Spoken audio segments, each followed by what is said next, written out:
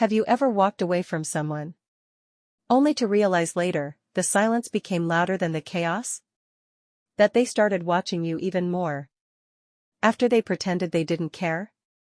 Welcome to the inner world of a narcissist, when you become the one that got away. Hello and welcome. If you're watching this, it's probably because you've survived something emotionally complex, something hard to explain, but even harder to forget. Whether you're fresh out of a toxic relationship, or still healing the wounds, I want to say, I appreciate you. Your story matters. You matter. Today, we're unpacking what narcissists do every single day after you walk away. Let's peel back the curtain together. Chapter 1, The First Morning Without You.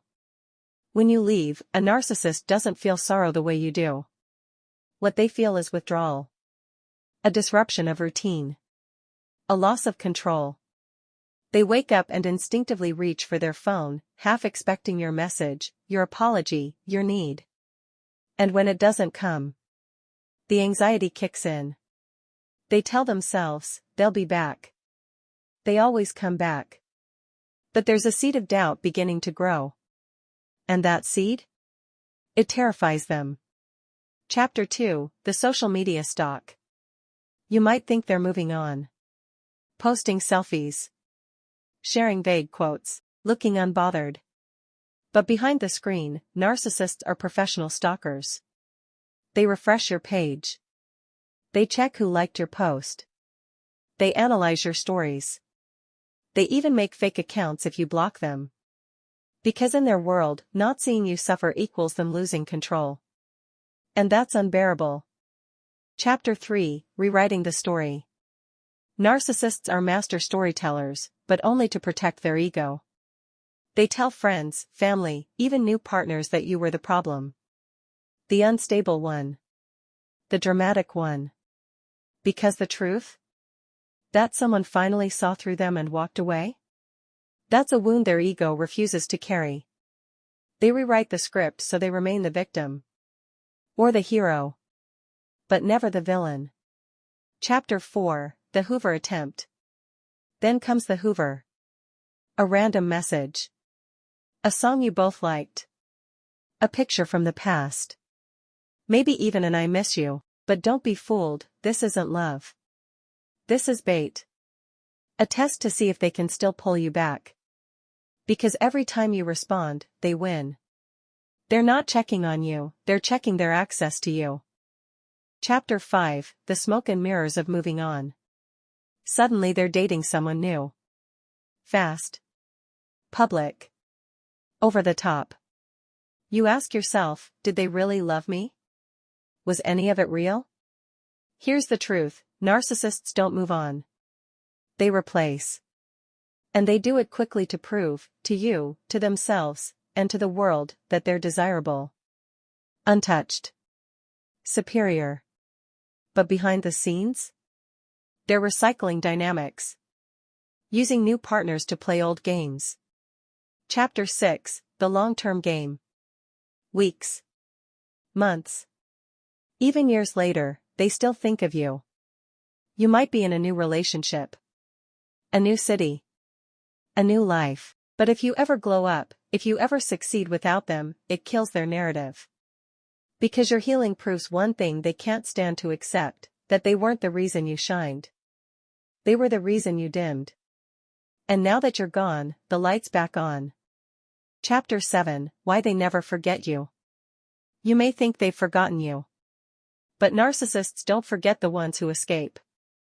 Because you didn't just leave, you exposed them. And every time they look at someone new, they measure them against you. Not because you were perfect, but because you left. And leaving a narcissist? That's the one thing they never forgive. Chapter 8, Your Power. You were the magic. The warmth. The kindness.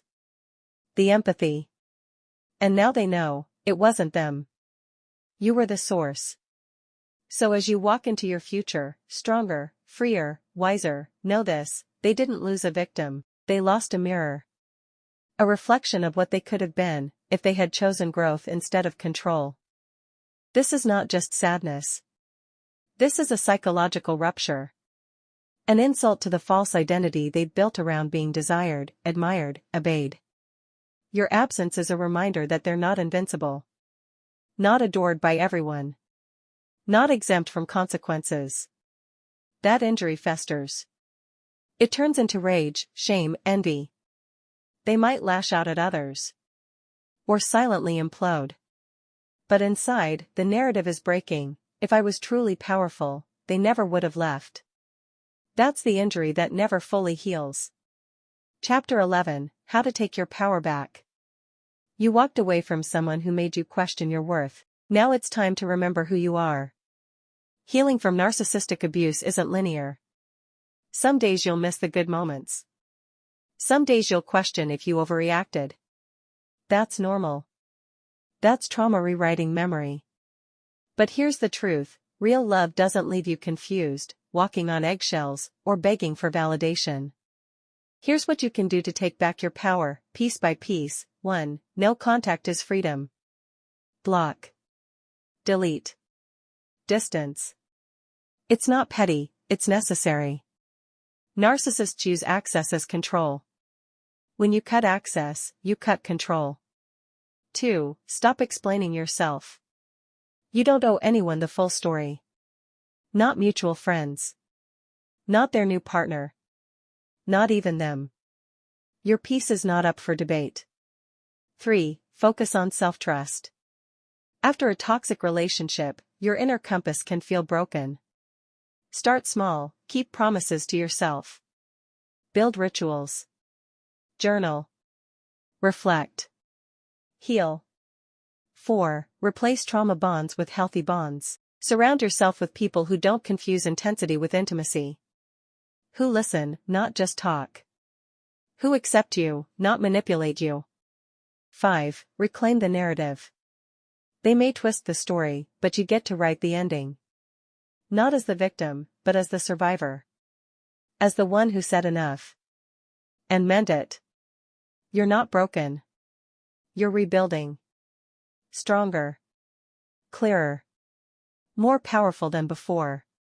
Thank you for watching.